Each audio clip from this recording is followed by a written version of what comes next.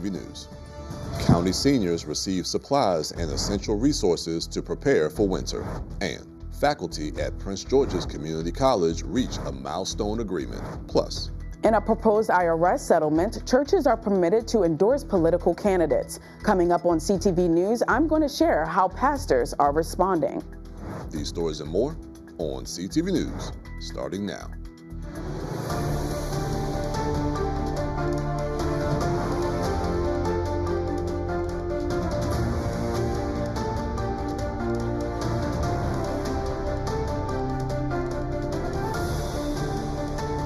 Good evening. This is CTV News for December 10th. I'm Jonathan Hunter. And I'm Michaela Newton. Thanks so much for joining us.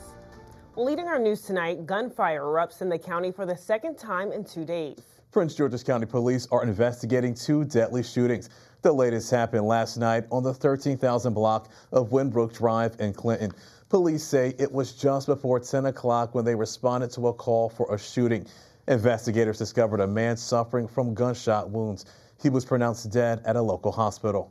And police continue to investigate Monday night's deadly shooting at a nightclub in Fairmont Heights. Investigators say a private security guard shot and killed 50-year-old Donald Hunt, who was allegedly involved in a fight with other patrons. Anyone with information on either case is asked to contact police. And the Prince George's County Office of Community Relations hosted a winter forum for seniors. The forum helped give information and resources that seniors will need this winter season. Now, 2 sessions were available for seniors, one in the morning and one in the afternoon, to help prepare seniors for what to do in case of an emergency and severe cold weather. Officials broke down who to call and when during a winter event. We spoke with resident Cheryl Beans, who says the county needs events like this. It's important because seniors need to know what's happening. And sometimes as we age, some folks are not on social media, so they don't know what's going on in the world or in PG County. I try to keep abreast of what's going on in the county. So I may not be aware of everything, but I try to be abreast. A pilot program to help students was launched yesterday at Largo High School. The school welcomed an AI tool called Lumi Story, backed by former NFL quarterback and social justice advocate Colin Kaepernick. Lumi assists with drafting stories, creating characters, and producing a final graphic novel. Kaepernick says the AI tool helps students to be successful in school while preparing them for successful careers ahead. As we think about AI, as we think about how we're advancing literacy, as we make sure that our students are accomplishing our goals with our state standards and our curriculums, we are also building with the foremost experts in the space. So as we think about what is being put in front of our students, we want to make sure that they are prepared for the future, but we also know that future is now. Lumi Story was launched in partnership with Prince George's County Public Schools and County Executive Aisha Braveboy. There are already 10 schools in Prince George's County that use the Lumi Story platform. First ever at Prince George's Community College. After months of negotiations and protests, higher education workers and faculty have reached a tentative labor agreement between the college and United Academics of Maryland, which is an affiliate of AFT Maryland. Union officials say the tentative deal includes wage increases, a strong grievance process, and protections for academic freedom. You know, where there's a collective bargaining agreement on a campus or a work site, it is a win for everybody. It isn't just that the faculty or our staff, our members are, now have this document that gives them protections and things like that. But this is also the start of a partnership between the workers and the administration. And the tentative deal still has to be approved by the rank and file. A vote is expected over the next couple of weeks. Well, Maryland Governor Wes Moore has signed an executive order calling for a special session of the Maryland General Assembly. This legislature will convene next Tuesday, December 16th, and Moore called the session to elect a new House Speaker. This after Delegate Adrienne Jones resigned last week from the post she's held for 6 years. As for Jones's replacement, Delegate Jocelyn Pena-Melnick is widely seen as a front runner for Speaker. Among other issues that may come up, lawmakers could try to override Moore's veto of a commission to study slavery reparations. Maryland Attorney General Anthony Brown joins a coalition of 20 states that are urging Congress to reject attempts to make restrictions to the Affordable Care Act. In a letter, the coalition is sounding the alarm on some Congress members trying to impose restrictions that would prohibit insurance plans from covering abortion services. The group also believes the proposal would violate state sovereignty and put people's health care at risk. It's important to note that federal funds is not used to pay for abortion services in the state of Maryland. A proposed legal settlement could give new rights to houses of worship when it comes to politics. CTV's Anaya Falcon has more.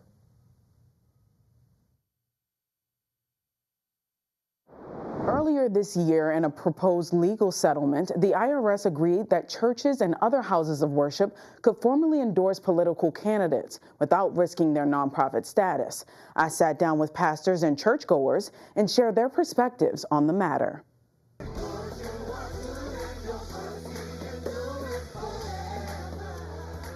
The house of worship is known for many as a sacred and spiritual place, but in a proposed legal settlement, the IRS agreed that houses of worship could formally endorse political candidates without risking their nonprofit status, a new proposition that has some pastors standing on the wall. I absolutely do not think it should be endorsed from the pulpit. I think personally it's our civic duty to vote and to support candidates and various different objectives. But I think the challenge with from the pulpit, it compromises our witness. Pastor Hooper says this proposed new law could serve as a trap for the church. I see it as a risk. I really do, because you support this politician, he gives you something, and that's how politics go. And now they want you to continue to give them support, even though they're supporting something that's not biblical. 55-year-old Linda Teal is one of Pastor Hooper's ministers at Largo Community Church. She says she's grateful for her pastor's stance on endorsing political candidates from the pulpit. I really feel that, especially in the time that we're in, that it's divisive when we do so. So I would not want my pastor to endorse a candidate. I think that it's great to encourage the congregation to vote, and I think that that is important, but whom to vote for, not. She says it could affect a person's spiritual walk and manipulate a voter's decisions at the polls. We trust the person that is pastor, we trust their shepherding, and they have a level of influence that I think is unfair in that space. But the senior pastor of City of Praise Family Ministries in Landover points to the church's history as a leader in politics during times like the Middle Ages and the Civil Rights Movement. Yeah, don't miss this moment. Keep coming. Come on, the Lord has need of you. Much of our mainstay, our foundation, is addressing political issues, even from a biblical standpoint.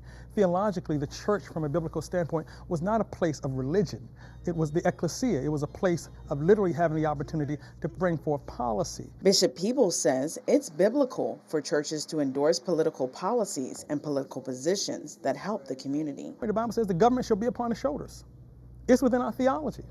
So I think every pastor, every minister, every person in the body of Christ has an obligation. So I endorse, not many, but that particular area, I endorse that. Bishop Peebles isn't afraid of the repercussions of his beliefs. He says taking a political stand is a cross that the church must carry. When you fear man, you do not fear God. The truth is we have a Savior that we've got to answer to. So no, not only is there not fear, we take it up as a mantle to speak truth to power in the midst of these moments. The proposed IRS settlement does not automatically change the law for all houses of worship or nonprofits, and some political activities beyond sermons may still be vulnerable to IRS enforcement under the 70-year-old Johnson Amendment.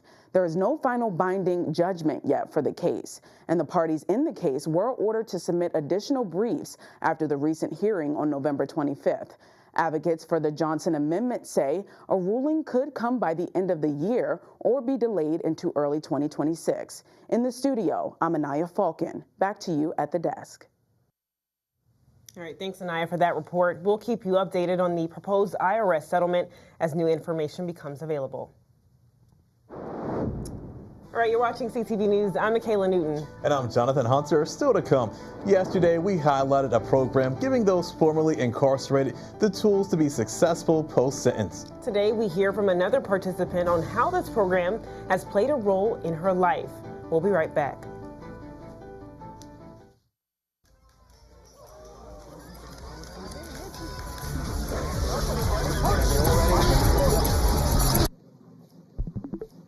I wish people knew that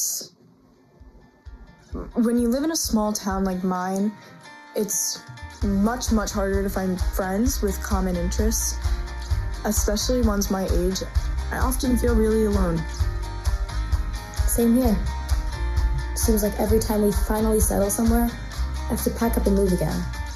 By the time I make a friend, a real friend, I have to say goodbye to them. I totally get it. I live in a big city, but it can feel just as lonely. It's tough, but it gets easier. Honestly, I totally get what you're going through. It's nice to know that like you feel the same. You enjoyed my story. I really enjoyed your story as well.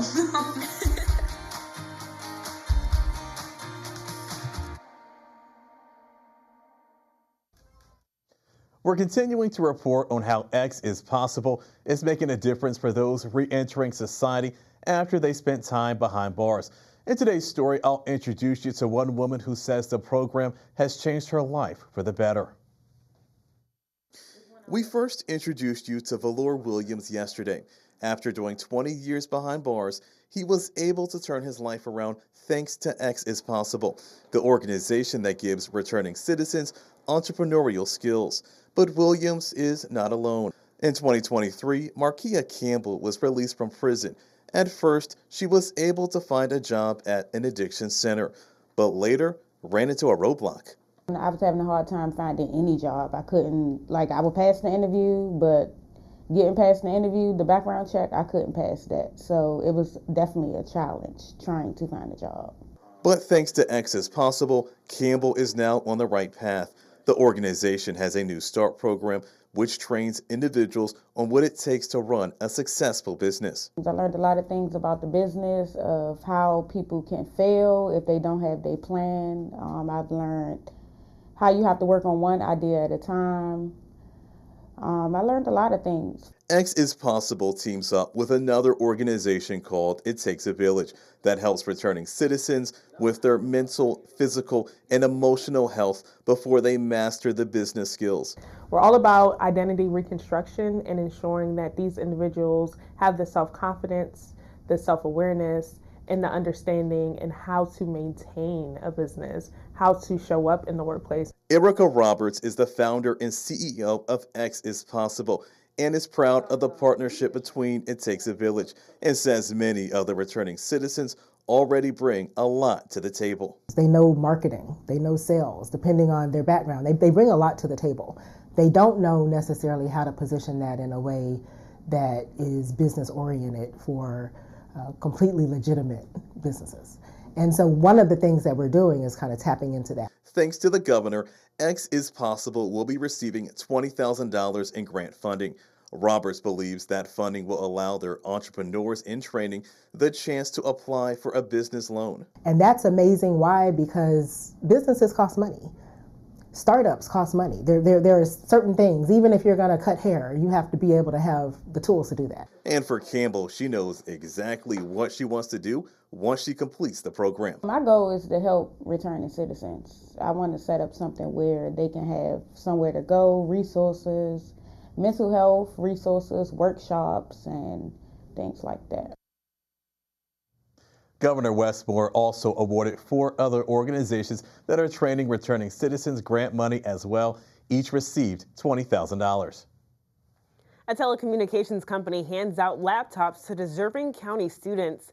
AT&T, along with its partners, gave out 50 free refurbished laptops to students at G. James Golson Middle School in Landover yesterday. The students that received the devices are a part of Community Youth Advance, an after-school program at the school. Organizers say the goal is to help bridge the digital divide by ensuring that students have the tools they need to access the internet.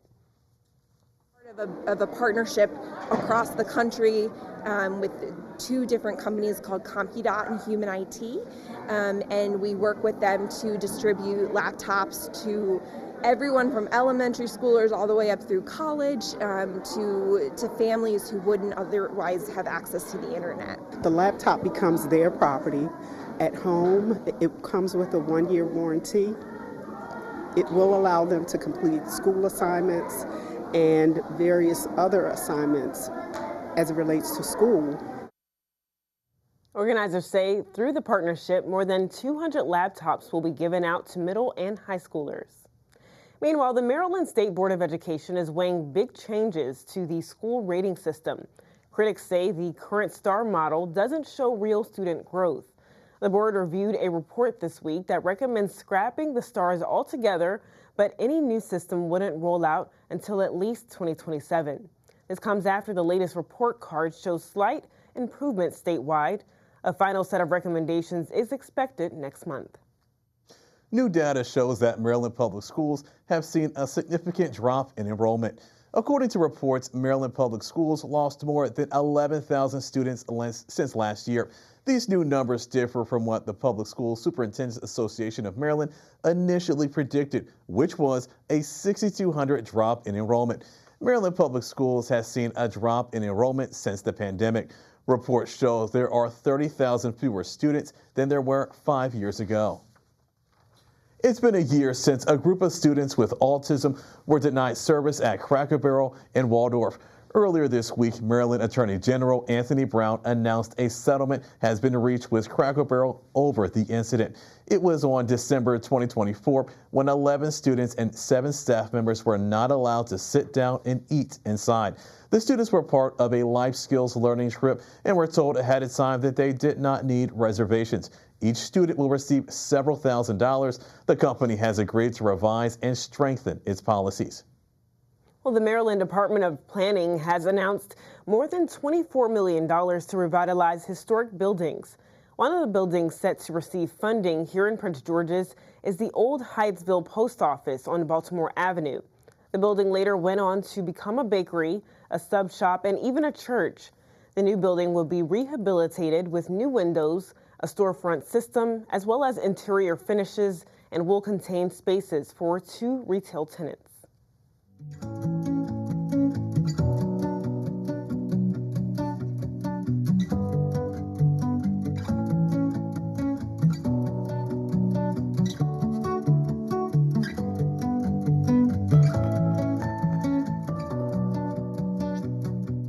The spotlight is positively shining this week because our pet of the week is Boykin.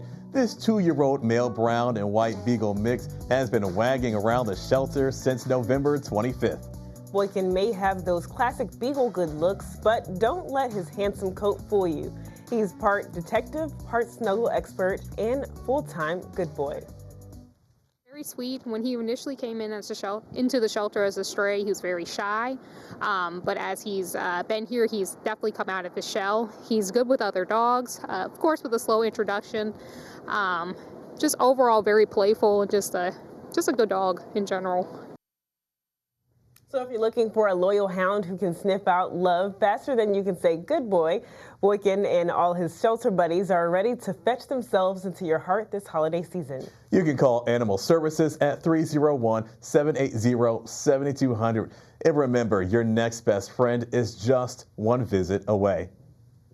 Still to come on CTV News, ever wanted to check out a part of the county, but weren't quite sure where to start or what to do when you got there? After the break, we're introducing you to a new segment taking a deep dive in the communities of Prince George's County. Stay with us.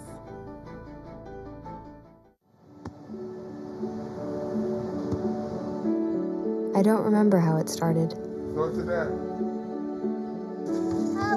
Our back and forth. It always came back. Dad! You probably don't remember what you told me. That was perfect. But I heard every word.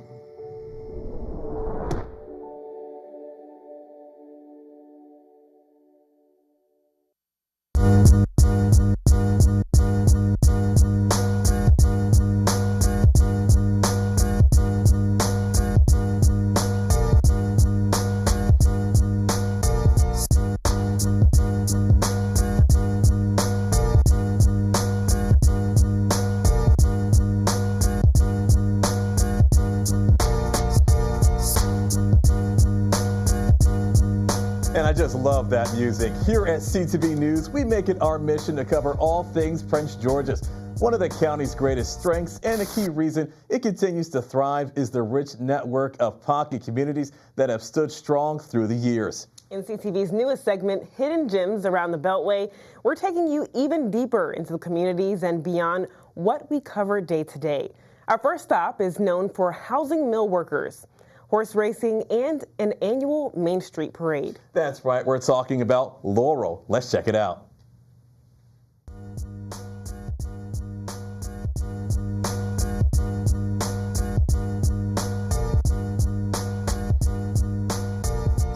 Welcome to Hidden Gems Around the Beltway.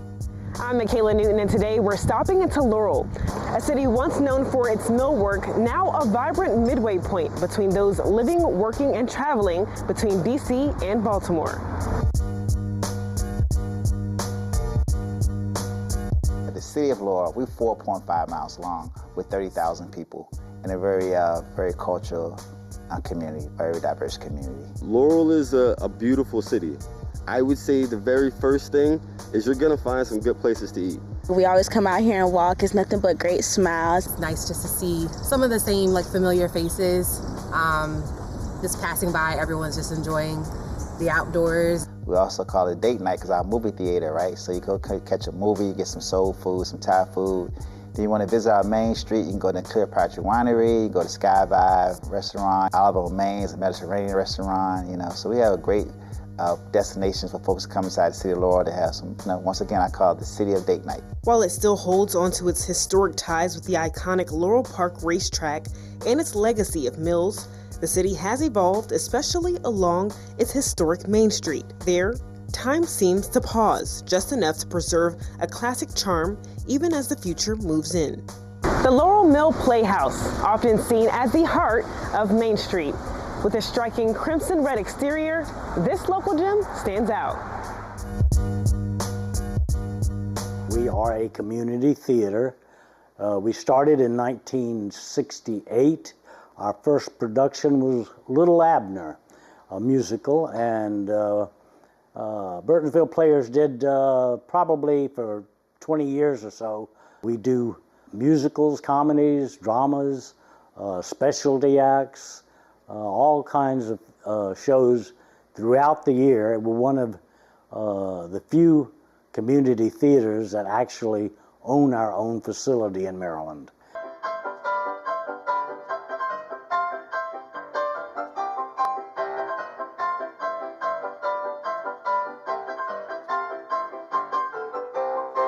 I am on the board here at Laurel Mill Playhouse, and I'm also a director. I direct many shows here at the theater. So during the summer at Laurel Mill Playhouse, every summer we like to have a kids program. We have the ages from 8 to 18, so the kids can come in and audition and be part of a show, an experience. We have a wide variety of kids who come out for the show. Kids who theater is their life, and they do it at school, and they do it in other theaters, and they're really invested in theater. Or we have kids who have never been on stage before. We really think it's a positive impact, not only the community and our theater, but for the kids themselves. We look forward to our upcoming shows, and we hope to see everybody in Laurel. All right, now, tune in tomorrow for part 2 when we check out the foodie scene and explore things to do in the area. And don't move just yet. We're now passing it to Simon with sports. And I hear we have some highlights from the big game last night. What's happening, Simon? Hey there, sports fans. Don't move because I have some highlights for you all from the Fairmont Heights High School girls basketball team's first game of the season. And could the Lady Hornets hold off Northwestern to move to 1-0 on the year? Find out in a bit. My opponent is completely disregarding almost half of my arguments which I responded to. Communities must step up. Laws and alone protest cannot against this stop the normalizing. bullying. Well, I completely disagree. Point of inquiry, do you guys even realize that the #1 killer of children and teens are gun injuries? You're probably starting to realize now, this is not a debate. There is no adult in this earth that wants children to die. I worry for my kids.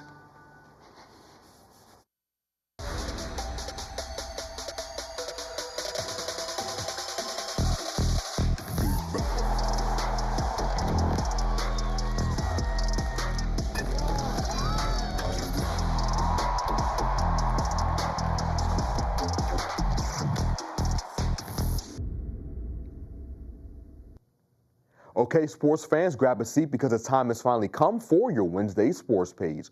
First up, we're going to take a trip to Landover as the Fairmont Heights High School girls basketball squad took the court last night for their matchup against Northwestern. Now the Lady Hornets got the first bucket of the night after Nia Green said you don't know what to do with that after taking the rock away from her man and passing it up the court to Nevaeh Payne for the easy lay-in. And Fairmont Heights' good defensive play didn't stop there as the Lady Hornets kept getting steal after steal after steal in the quarter that resulted in buckets on the other end, and that helped them blow the game wide open as they had a commanding 28-2 lead on the Lady Wildcats after the end of the first quarter.